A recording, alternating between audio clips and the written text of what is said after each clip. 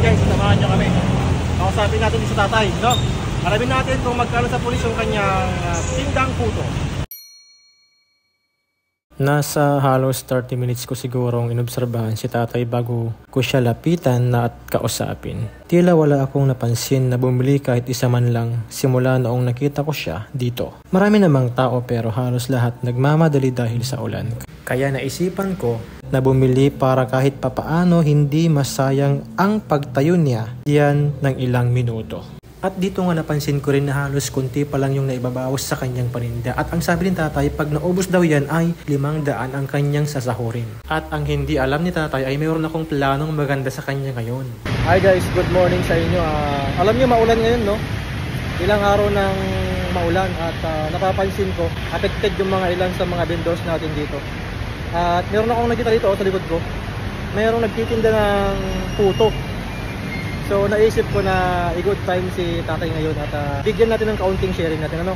Ipaparanas natin yung magkano sa pulis. So tignan natin kung ano yung kanyang reaction, ano? Magkape muna tayo. Yan, samahan nyo kami, Yan guys, samahan nyo kami.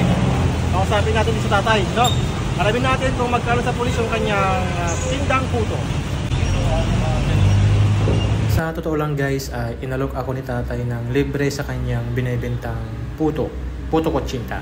At sabi ko sa kanya, inakbayan ko, bakit mo ako gustong ilibre tay? At ang sagot niya ay, pakikisama po sir, sabi niya. At yan nga, narinig ko na naman ang salitang pakikisama at yan ay mahalaga sa pang-araw-araw nating pamumuhay, no? Bilang isang pulis or bilang isang simpleng mamamayan, napakahalaga po ng salitang pakikisama. Dito nga guys, ay bigla siyang napatawa nung tinanong ko kung magkano sa pulis ang kanyang tindang puto.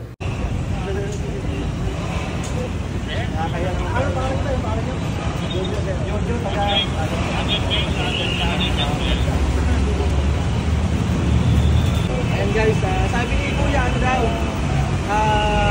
gusto niya akong ilip dahil gusto niya mag-isama. So, kapakabay ko lang. Kuya, Jojo, no?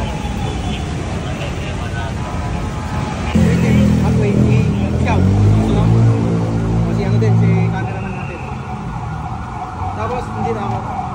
Bakit sa'yo? Pakakaroon ko lang na nagaan eh.